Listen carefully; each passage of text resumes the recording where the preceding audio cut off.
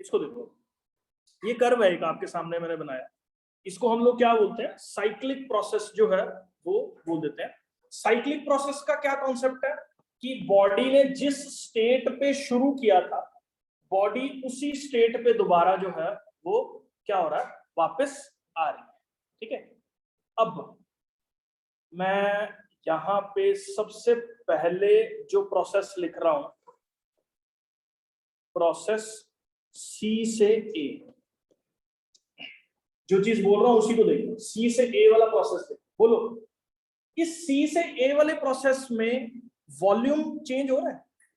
नहीं हो रहा, क्योंकि बिल्कुल पैरेलल टू पी एक्सिस है, वॉल्यूम की वैल्यू चेंज नहीं हो रही।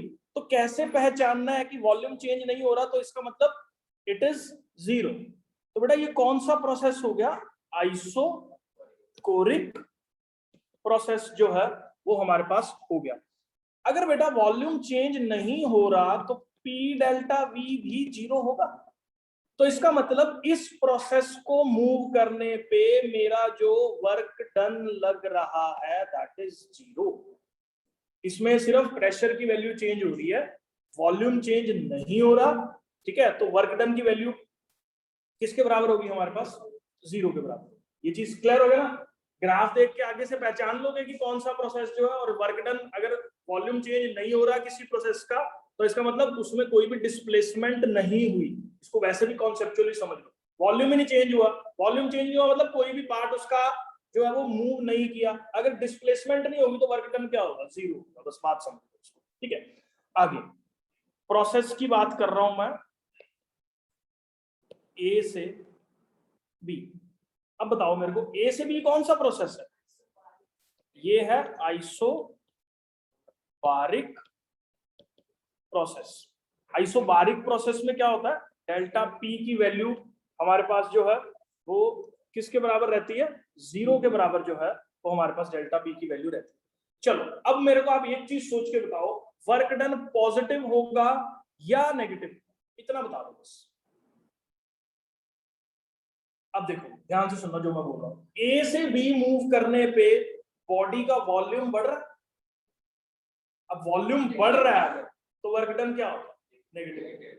ठीक है, तो यहां पे देखो मैं लिख देता हूं, ऑन मूविंग फ्रॉम कहां से कहां, ए से बी कॉमा वॉल्यूम इज क्या? Increasing, therefore work done is negative. ये चीज समझ में आ गई? ठीक है, और वर्क डन की वैल्यू होगी किसके बराबर? ये मैं आपको ना वैसे यहाँ पे बता देता हूँ इस चीज को। ये यहां से ज्वाइन करो, इसको यहां से ज्वाइन करो, दिस इज वर्क डन। क्योंकि मैंने आपको बताया था एरिया अंडर द कर्व जो है वो हम लोगों के पास वर्क डन के बराबर होता है। तो ये वैल्यू जो है, जो कर्व ने वॉल्यूम एक्सेस के साथ एरिया बना रहा है, ये एरिया जो है वो हम लोगों के पास क्या रहेगा? This area is work done. और होगा क्या? ये नेगेटिव। ठीक है, ये एरिया हमारे पास वर्क डन होगा और इसकी वैल्यू जो है वो नेगेटिव होगी। ठीक है, आई होप इतना क्लियर है।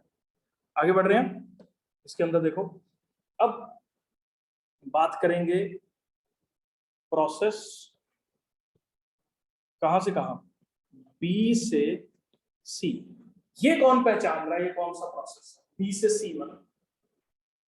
अब सबने स्टेट्स ऑफ मैटर चैप्टर कर रखा है, बॉयल्स लॉ को याद करो।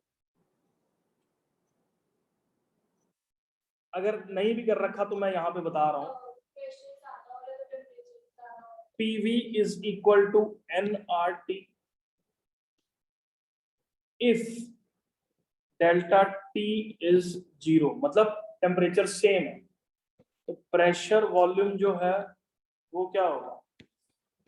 कांस्टेंट होगा। मतलब क्या है इसका कि N भी चेंज नहीं हो रहा, R भी चेंज नहीं हो रहा, T भी चेंज नहीं हो रहा। अगर N R T दोनों चेंज नहीं हो रहे तो हमारे पास PV की वैल्यू क्या रहेगी? कांस्टेंट रहेगी।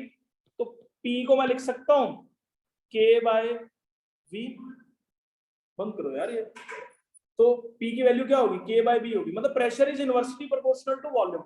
तो बेटा आप एक चीज याद रखो, जो भी इनवर्सली प्रोपोर्शनल टू वॉल्यूम वाला कर्व है ना, वो ऐसे बनता है। क्यों ऐसे बनता है ये भी समझ लो। प्रेशर की वैल्यू बढ़ेगी तो वॉल्यूम क्या होगा, कम होगा। देखो यहाँ पे प्रेशर बढ़ रहा है तो इधर से देखो वॉल्यूम की वैल्यू क्या हो रही है, कम होगी।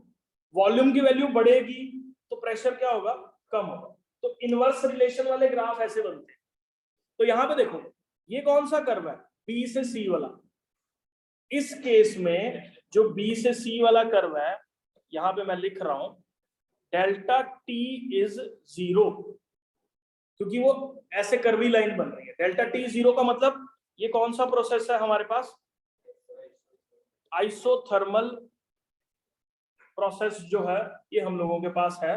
कौन से वाला, बी से सी वाला आइसोथर्मल प्रोसेस है। अब मेरे को बताओ वर्क डन क्या होगा इस केस में, पॉजिटिव होगा कि नेगेटिव होगा, फटाफट से खुद सोच के बताओ। बी से सी मूव करने पे वॉल्यूम की वैल्यू कम हो रही है, कंप्रेशन हो रहा है। कंप्रेशन के केस में क्या होता है, वर्क डन पॉजिटिव होता है। तो ऑन मूविंग फ्रॉम कहां से कहां, बी टू सी, क्या होगा बोलो, वॉल्यूम इज डिक्रीजिंग, देयरफॉर जो हमारे पास वर्क डन होगा दैट विल बी पॉजिटिव। तो हमारे पास वर्क डन की वैल्यू जो है वो पॉजिटिव होगी।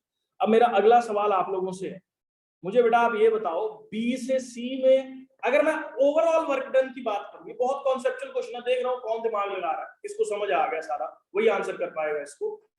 क्वेश्चन ध्यान से सुनना, ए बी सी पूरा प्रोसेस मैंने कर लिया। ओवरऑल वर्क डन का साइन क्या होगा, नेट वर्क डन क्या होगा, पॉजिटिव होगा कि नेगेटिव, नेट वर्क डन।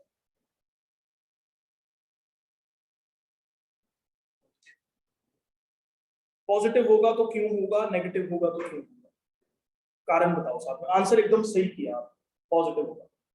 अब देखो मैं बता रहा हूं इस चीज को, बी से सी का एरिया ज्यादा है कि ए से बी का एरिया ज्यादा है। एक मिनट सुन लो, सुन लो, सुन लो, सुन लो, ठंड। मैंने बोला ए से बी प्रोसेस का पीले वाला एरिया है जो यहाँ पे शो कर रखा है, अब कौन सा रंग लगाऊं, और बी से सी प्रोसेस का एरिया कौन सा है, ये पूरा, ये पूरा एरिया बी से सी का है। कौन सा एरिया ज्यादा है, बी से सी वाले का एरिया ज्यादा है। और बी से सी वाले का एरिया है क्या, पॉजिटिव। इस वाले का एरिया क्या है, नेगेटिव। तो अगर मैं सारे एरिया को मतलब टोटल वर्क डन को ऐड करूंगा तो मेरे पास नेट साइन क्या आएगा, समझ में आ गया। ये बहुत कॉन्सेप्चुअल चीजें हैं, सारी की सारी मैं बता रहा हूँ, बार बार अपने दिमाग में बिठा लो इनको। फिर बता रहा हूँ इस चीज को, ए से बी मूव करा तो पीले वाला एरिया है कर्व, पीले वाला एरिया नेगेटिव होगा। क्यों नेगेटिव होगा, क्योंकि वॉल्यूम की वैल्यू बढ़ रही है, एक्सपेंशन हो रहा है। बी से सी अगर मैं मूव कर रहा हूं तो उस केस में जो है वो एरिया की मैग्नीट्यूड ज्यादा है। क्यों, क्योंकि एरिया देख लो, ये पूरा ये स्काई ब्लू की जो शेडेड रीजन है वो पूरा एरिया होगा। अब इस रीजन का जो एरिया है वो बहुत ज्यादा है। एरिया ज्यादा होने की वजह से बोलो क्या होगा, मेरे पास टोटल वर्क डन क्या रहेगा, पॉजिटिव रहेगा। वर्क डन पॉजिटिव क्यों रहेगा, क्योंकि ऐसे केसेस में हमारे पास क्या हो रहा है, कंप्रेशन हो रहा है। ठीक है, तो नेट अगर मैं वर्क डन की बात करूंगा इस पर्टिकुलर कॉन्सेप्ट के अंदर, तो नेट वर्क डन जो है वो क्या रहेगा हम लोगों के पास, पॉजिटिव रहेगा। ठीक है, तो ओवरऑल वर्क डन जो है हमारे पास,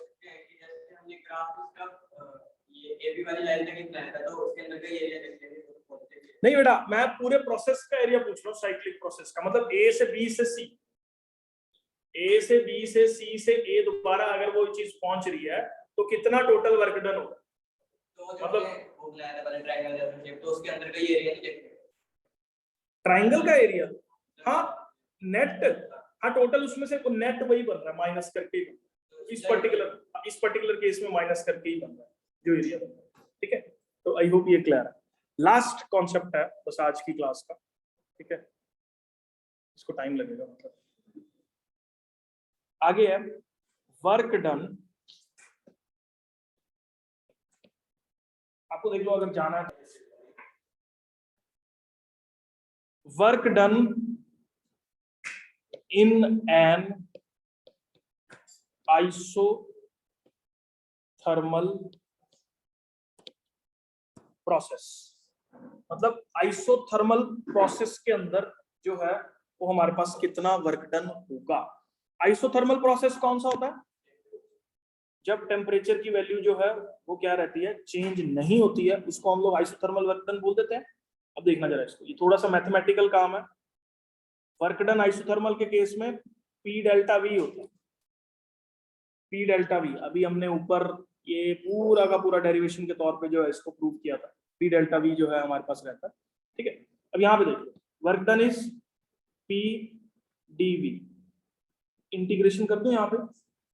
अब बेटा जी एक फॉर्मूला आप याद रखो, PV is equal to N R T. तो P की वैल्यू को लिख सकता हूं N R T by what, V।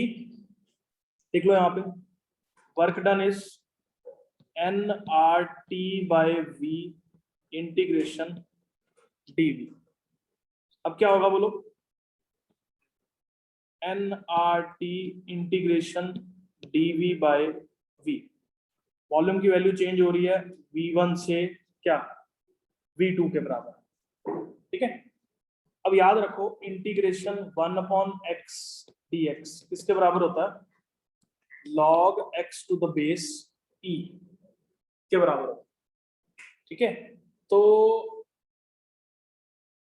ये पता है ना, आगे देख लो, एन आर टी ये क्या होगा, log v to the base e, कहां से कहां तक, v1 से v2 तक। अब क्या करेंगे बेटा, n R T upper limit put करो, log v2 minus log v1, ठीक है। अब क्या होगा, dw is N R T. अब log m minus log n is log m by log n, ठीक है। ये हमारे पास जो है वो क्या हो गया, इसकी वैल्यू, ठीक है। अब बेटा ये मान लो आपके पास वॉल्यूम्स की वैल्यू दे रखी है, तो लॉग के अंदर वॉल्यूम की वैल्यू निकालना ना, हमारे पास लॉग टेबल जो है वो बेस ई वाला एग्जिस्ट नहीं करता। हमारा जो लॉग टेबल है वो बेस 10 वाला होता है। तो आप याद रखो, अगर मेरे को इस लॉग ई को बेस 10 में कन्वर्ट करना है, 2.303 nRT log v2 bye v1 base 10। ये जो है हमारे पास क्या हो जाएगा, work done in an isothermal process जो है वो हो जाएगा। क्लियर हो गया ये वाला टॉपिक, ठीक है। आगे देखो बेटा, नेक्स्ट टर्म है हमारे पास, बहुत ही सिंपल है, इसको हम लोग बोलते हैं इंटरनल एनर्जी। क्या बोलते हैं इसको, इंटरनल एनर्जी। होता क्या है बेटा ये, अब मॉलिक्यूल के अंदर क्या क्या चीजें हो रही हैं ध्यान से समझना। मॉलिक्यूल मूव कर रहा है तो इसका मतलब मॉलिक्यूल के अंदर काइनेटिक एनर्जी है। मॉलिक्यूल के एटम्स रोटेट कर रहे हैं तो मॉलिक्यूल के अंदर रोटेशनल एनर्जी है। मॉलिक्यूल्स के एटम्स एक दूसरे को अट्रैक्ट कर रहे हैं तो मॉलिक्यूल्स के अंदर इलास्टिक पोटेंशियल एनर्जी एग्जिस्ट करती है। तो बहुत सारी सब मॉलिक्यूल्स वाइब्रेट कर रहे हैं तो मॉलिक्यूल्स के अंदर वाइब्रेशनल एनर्जी है। तो ये सारी एनर्जीज का सम जो मॉलिक्यूल के अंदर होती है उसको हम लोग बोल देते हैं उस मॉलिक्यूल की क्या, इंटरनल एनर्जी। अब मैं इसकी डेफिनेशन पढ़ रहा हूं, the total energy possessed by an any system due to molecular motion, molecular configuration, मतलब उसके मोशन और कन्फिग्रेशन की वजह से जो एनर्जी उसके अंदर एग्जिस्ट कर रही है उसको हम लोग क्या बोल देते हैं, इंटरनल एनर्जी जो है वो बोल देते हैं, ठीक है। और इसको हम लोग रिप्रेजेंट किससे करते हैं, यू से। इंटरनल एनर्जी का एक नया सिंबल इंट्रोड्यूस हो रहा है, किससे रिप्रेजेंट करते हैं, यू से रिप्रेजेंट करते हैं। और याद रखो ये जो यू है ये किस पे डिपेंड करता है, ये चीज याद रखना, टेम्परेचर। अगर मॉलिक्यूल का टेम्परेचर हम लोग बढ़ा देंगे किसी गैस का तो उसके मॉलिक्यूल्स ज्यादा तेजी से वाइब्रेट करेंगे, मतलब उसकी इंटरनल एनर्जी बढ़ जाएगी। अगर टेम्परेचर सेम है तो मॉलिक्यूल्स की अपनी इंटरनल एनर्जी इंक्रीज या डिक्रीज नहीं करती है।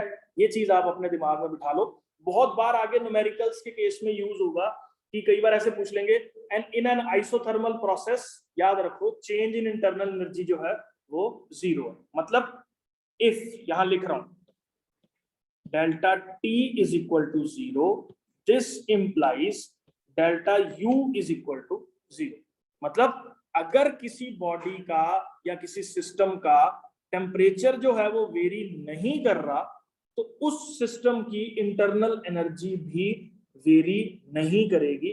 ठीक है, ये चीज आपको अपने दिमाग में जो है वो बिठा दें। ठीक है, बस इंटरनल एनर्जी में इतना ही है। लास्ट कॉन्सेप्ट जिसको हम लोग बोलते हैं जीरोथ लॉ, पहला लॉ है आपके सामने ऑफ थर्मोडायनेमिक्स। ये थर्मोडायनेमिक्स के स्पेलिंग हो जाएंगे मेरे को कल तक याद है। Thermodynamics, zeroth law of thermodynamics क्या बोलता है? बहुत ही सिंपल है। अब मान लो एक बॉडी है ए, एक बॉडी है बी, एक बॉडी है सी। ये थर्मोडायनेमिक्स का जीरोथ लॉ ये बोलता है कि अगर ए और बी थर्मल इक्विलिब्रियम में है, मतलब इन दोनों का टेम्परेचर सेम, थर्मल इक्विलिब्रियम में है मतलब इन दोनों का टेम्परेचर सेम है, और बी और सी का भी थर्मल इक्विलिब्रियम में है, तो ए और सी भी थर्मल इक्विलिब्रियम में होंगे। काश 200-300 साल पहले तुम पैदा हुए होते, शायद तुम्हारा भी नाम जो है वो ऐसे लॉज में लिखा जाता। वैसे बहुत सिंपल सी चीज है, इसको जीरो लॉ मतलब जीरो वाला लॉ, बिल्कुल बेसिक प्रिंसिपल जो है। तो क्या बोलता है कि अगर दो बॉडी का टेम्परेचर सेम है, पहली और दूसरी का, दूसरी और तीसरी का टेम्परेचर सेम है, तो पहली और तीसरी का टेम्परेचर भी सेम होगा। मैं इसकी एक बार डेफिनेशन पढ़ देता हूँ। According to this law, two systems in thermal equilibrium with the third system separately also the thermal equilibrium with each other। मतलब अगर दो सिस्टम जो है वो किसी तीसरे सिस्टम के साथ थर्मल इक्विलिब्रियम में है, मतलब मान लो एक बॉडी ए बी के साथ थर्मल इक्विलिब्रियम में है और सी वाली बॉडी भी बी के साथ थर्मल इक्विलिब्रियम में है, तो वो आपस में भी थर्मल इक्विलिब्रियम में होंगी। क्यों? क्योंकि थर्मल इक्विलिब्रियम का मतलब ये है कि टी का टेम्परेचर टीबी के बराबर है, टीबी का टेम्परेचर टीसी के बराबर है, तो टीए का टेम्परेचर टीसी के बराबर होगा। इसी को हम लोग बोलते हैं क्या? Zeroth law of thermodynamics.